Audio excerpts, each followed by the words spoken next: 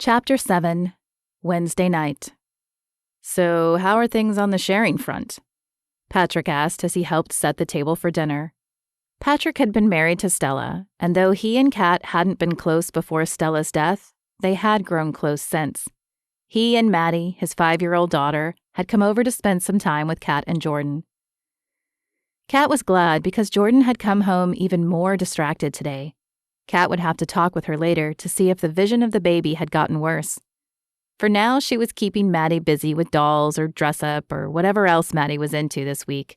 Her taste seemed to change daily. Kat sighed in frustration as she placed the plate of chicken in the middle of the table. Well, I had one breakthrough today with the owner of the gym. At least I think I did. He had a light, and after we talked, the light dimmed.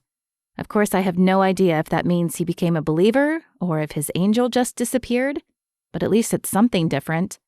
I wish Micah had given me more information. You haven't seen him again. Patrick put the plate down and adjusted it until it was at the exact middle of the placemat. Kat had almost forgotten how OCD he was about certain things. No, I'm glad he's not showing up in public anymore. Seeing lights is bad enough. I don't need any more people thinking I'm crazy and talking to myself. That already got me in trouble with work. Though she didn't want to see him in public, she still wished he would show up here or in her car, somewhere so she could ask him all her questions. Still on suspension, then? Yep. Kat blew out a frustrated breath. No sign of it lifting soon, either. Patrick placed the silverware on either side of the plate like sentinels guarding a treasure. And how about Raven? How's that going?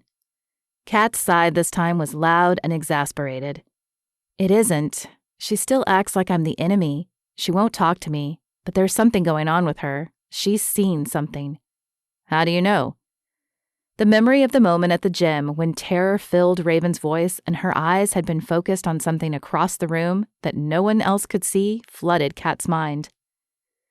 I saw her react to something. It scared her, but I couldn't see it and no one else could either from what I gathered.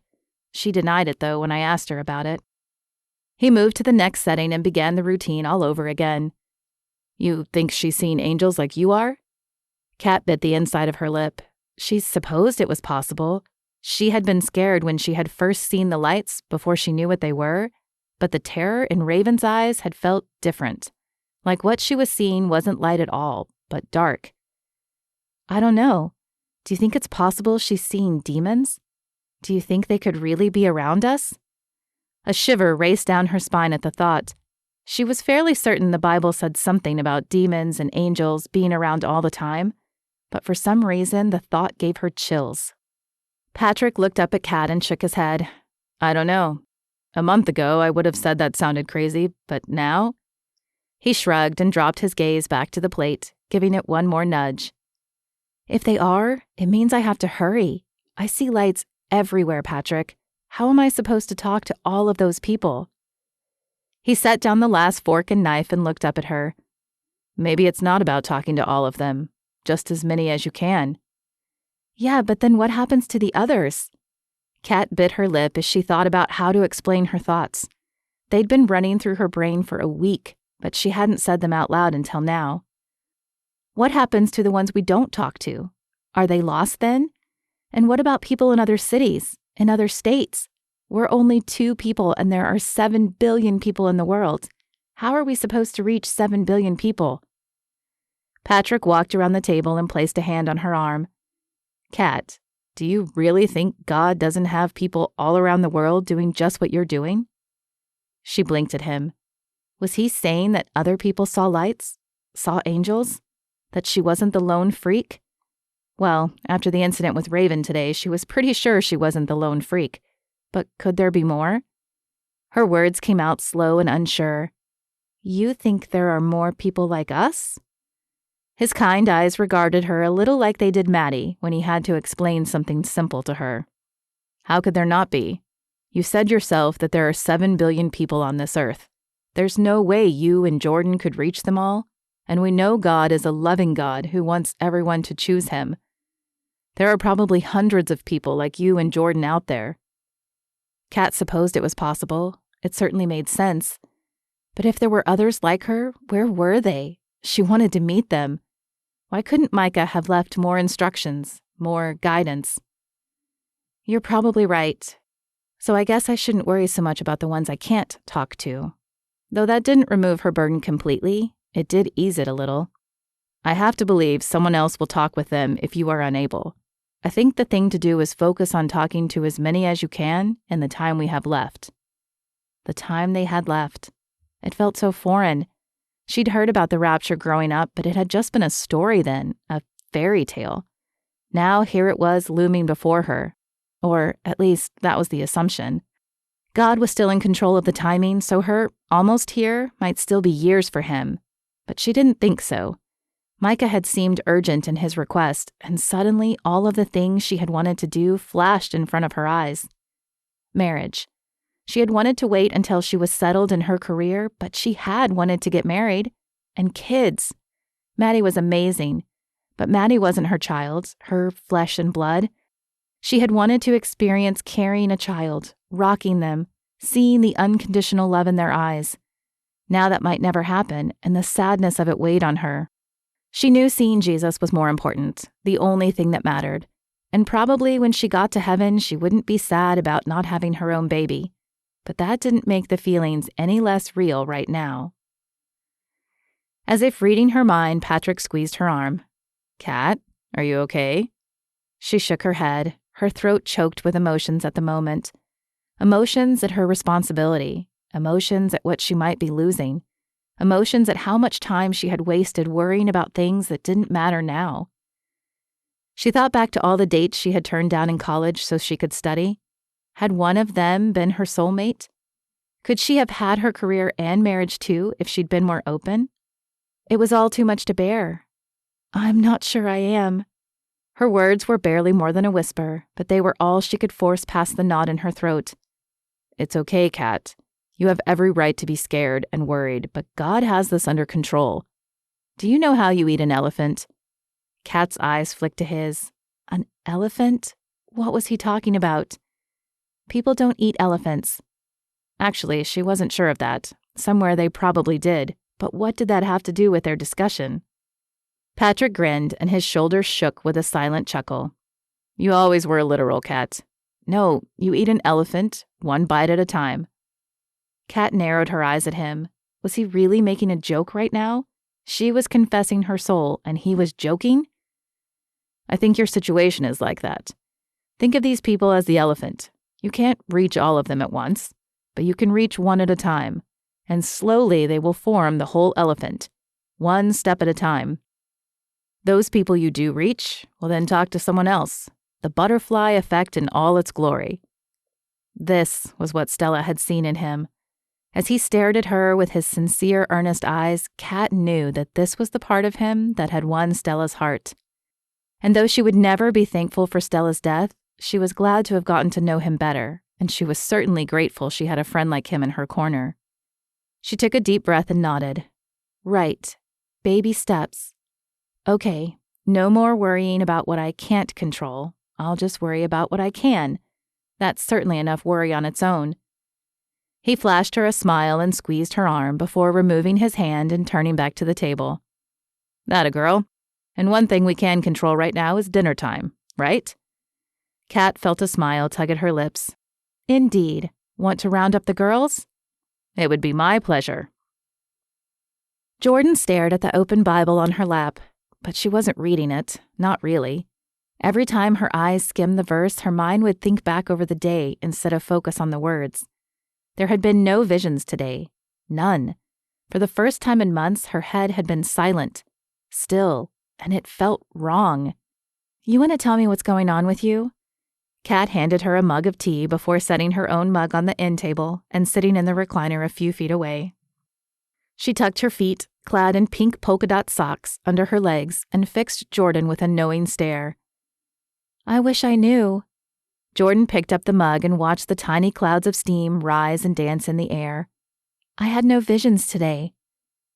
"And that's bad because—" Kat was trying hard to understand. Jordan could see it on her face. But how did you explain the deafening silence to someone who didn't see movies in their head? "It's bad because I haven't not had a vision in months. Every morning, it's like my own private movie theater in my head. I see the women who will come into the clinic that day. I see what they are hiding or running from, and I see how it will end up if they don't change course. Every day, like clockwork, until this morning. The light of recognition dawned on Kat's face. Are you worried you may have lost your gift? Jordan chuckled. Though she enjoyed helping people, seeing all their dirty laundry and confronting them about it didn't really feel like a gift.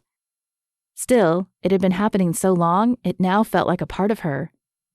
I don't know if worry is the right word, but I feel like a piece of me is missing. It would be like if you stopped seeing lights all of a sudden, only I've been having visions a lot longer. Kat picked up her mug and took a slow sip. Okay, I can see how that would be stressful, but maybe it's just the situation, Jordan. We've been given a big job, and maybe the stress is affecting your visions. I was just telling Patrick at dinner how worried I was about the people I couldn't talk to. Maybe you're feeling something similar. Jordan wanted to believe that's all it was. She'd definitely been stressed, but a part of her knew that wasn't the whole issue. I think mine might be something more. Something more? What do you mean? Concern was etched in Kat's furrowed brow and compassionate eyes. I mean those visions about the baby, and I keep thinking about my son. Working with all these pregnant women has always been a reminder, but now that I know the end is coming soon, I can't get him out of my head. I think I need to go back and see him one last time. Do you know who adopted him? Jordan took a sip of her tea, enjoying the warmth that spread through her body. She hadn't realized she was so cold. Yes, I did an open adoption. I wanted him to be able to find me later if he had questions or if he wanted to have a relationship. So why don't you go back and see him? Jordan let the words bounce around in her head before answering. I want to, but is it what I'm supposed to do? Didn't Micah say I was supposed to stay here and help you? Kat pursed her lips, and Jordan knew she was thinking back to the encounter. He said we were to work together, but I don't think that meant we had to be in the same town. Besides, if you aren't having visions, I'm not sure you could help much. I need a way to get Raven to listen to me, but you know her even less than I do. Though Jordan was sure Kat hadn't meant it that way, the words felt like a dagger to her heart. She wasn't being useful because she was too focused on something else. I'm so sorry, Kat. I feel like I'm letting you down. Kat set her mug down and crossed to sit next to Jordan. You're not letting anyone down. And what if you're supposed to save that baby? Maybe when you take care of this, your visions will come back. Emotion burned the back of Jordan's throat, and she sniffed to keep the tears at bay. Do you think so? I've tried to just forget about him, but I can't. I'm almost sure of it. You do what you need to do, and we'll figure out where to go from there. Kat draped an arm around Jordan's shoulders, and Jordan let herself sink into the warm embrace. Maybe Kat was right. Maybe once she returned to Texas and saw her son, her visions would return and she could continue to help Kat. All she could do now was hope and pray. Raven shivered and pulled the blanket tighter around her shoulders. Why was she so cold? She crossed to the thermostat to turn it up a few degrees, but the temperature read 73. Not cold. So what was going on? Raven. The voice was soft, and it drew her name out, making each syllable feel even longer. Raven whirled around, but there was no one in the room with her. Who's there? The light sound of laughter came back to her, just a whisper in the air, but that was enough for Raven. She needed to get out of here. The clock read 8. Though she'd already worked out today, perhaps she could do another hour. Maybe sweat and physical exhaustion would block out whatever was going on with her. Even if they didn't, being around other people would calm her nerves. Her apartment was too quiet, and her mind was playing tricks on her for sure. She hurried toward her bedroom to grab her gym bag, but the cold sensation didn't leave as she entered her room.